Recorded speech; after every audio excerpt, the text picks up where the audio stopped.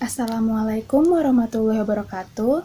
Hello everyone, my name is Amalia Wildani Tahir, and in this video, I'm going to analyze an article by answering some related questions about it. So without any further ado, let's start the video. Alright, first, I will give a brief description about the article that I'm going to analyze.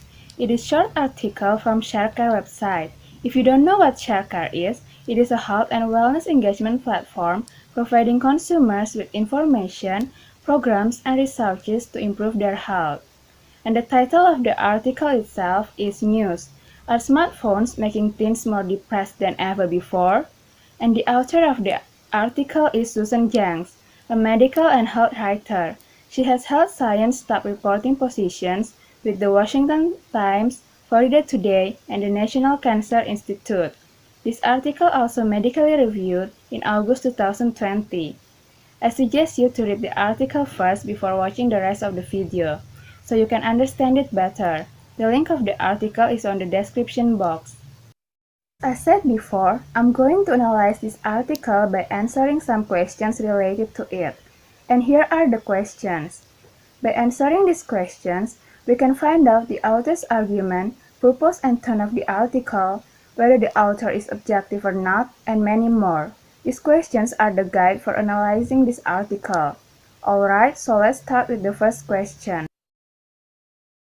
The first question is, what kind of evidence is presented to support the author's argument? Is it fact or opinion? And what is the source of this information? Does it come from an informed authority in the field? First, before we answer these questions, we need to know what is the author's argument.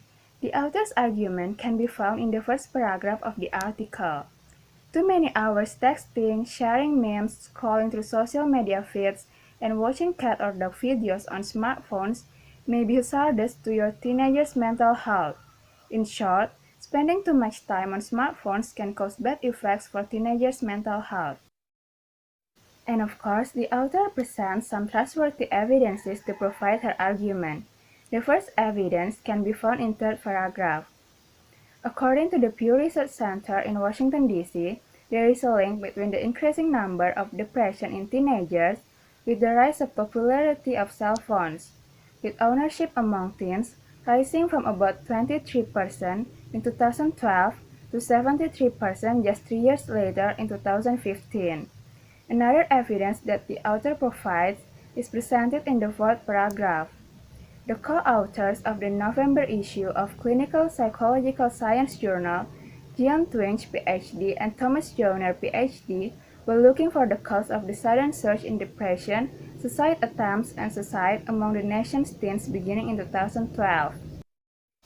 Are all of these evidences facts or opinions? All of these evidences that I explained before are facts. They are based on researches and surveys. And yes, the information is from informed authority in the field. The first information about the rise of smartphone ownerships among teenagers is from the Pew Research Center in Washington, D.C.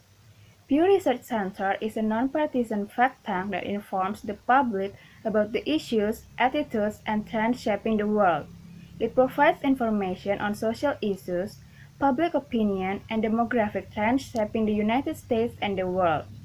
The next information about the increasing of suicide rates is from Centers for Disease Control and Prevention, or CDC, the National Public Health Agency of United States. And the last information about the rising depression rate is from the Monitoring the Future survey and the Youth Risk Behavior Surveillance System survey.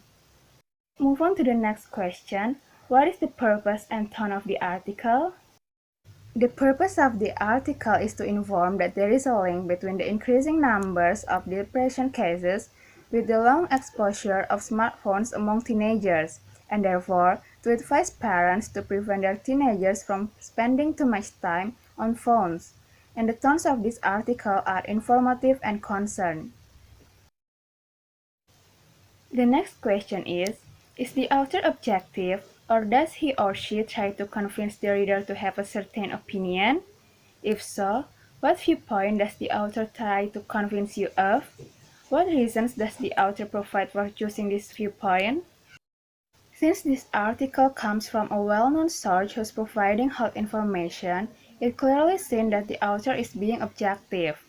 Even though the author focuses on smartphones as the cause of depression in teenagers, she did state there is another factor of the rising of depression rates among teenagers. As you can see in the fifth paragraph, the researchers caution against singling out smartphone use as the lone culprit behind these developments. Other non-risk factors for depression and suicide include genetic predisposition, cyberbullying, family environment, trauma, or even not enough sleep. This is the proof that the author is being objective, and therefore she doesn't try to convince the readers to certain point views. Alright, the next question is, does the author's argument assume that the reader thinks in a particular way, or has a particular worldview? What are the major underlying assumptions that the author makes? And do you think they are reasonable and acceptable to most people? In this article, the author's argument assumes that the reader has a particular worldview. As you can see, the author uses word choice which is simple and easy to understand. For example, in the first paragraph, the author explained the way teenagers use their phone in a way every teenager can relate. Texting, sharing memes, scrolling through social media feeds, and watching cat or dog videos are things teenagers do with their phones. The way author explains about the researches of smartphones and depression rates is also easy to understand for most people.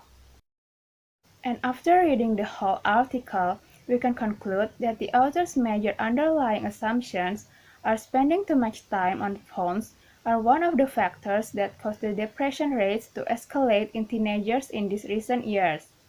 And there is a need for parents to limit their teenagers and children's screen time exposure.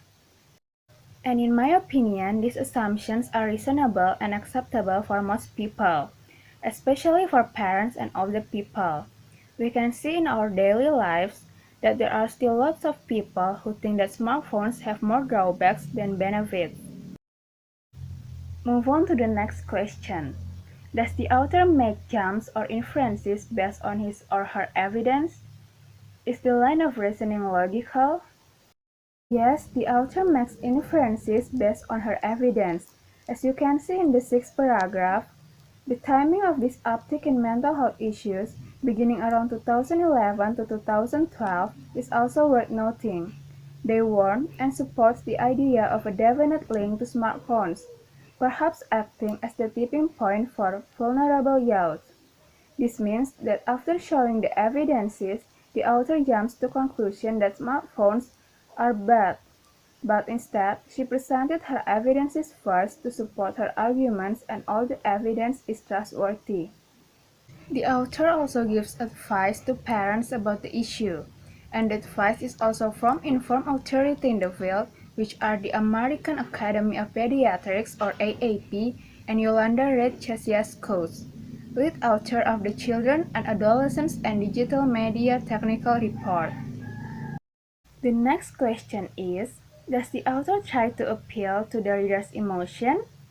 Does the author use any loaded words in the headline of the article?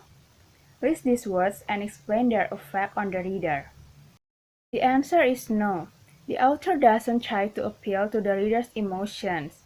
The author just gives information about smartphones' effect on teenagers' mental health in an informative and objective way. And the author also doesn't use any loaded words in the headline or the article.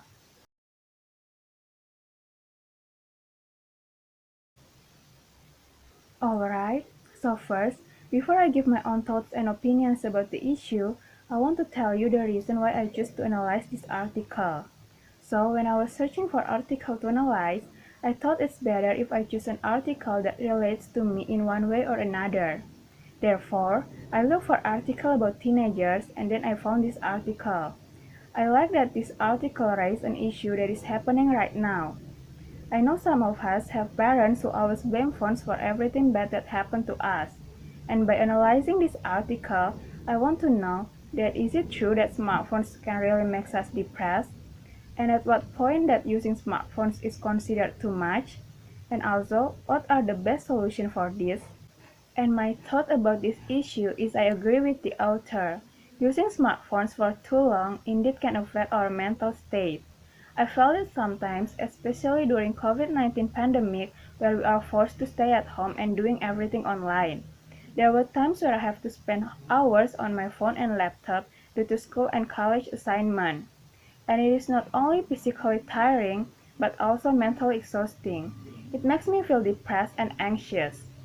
And my opinion is we need to find an effective solution for this issue. It's difficult to limit the amount of time for using phones because almost everything is in smartphones nowadays. And I think that parents hold an important position in this issue.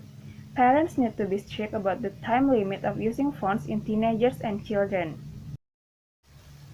Alright, with the last question has been answered, I think this is the end of the video. I hope this video can be useful for all of you. Thank you for watching. Wassalamualaikum warahmatullahi wabarakatuh. And see you in my other video.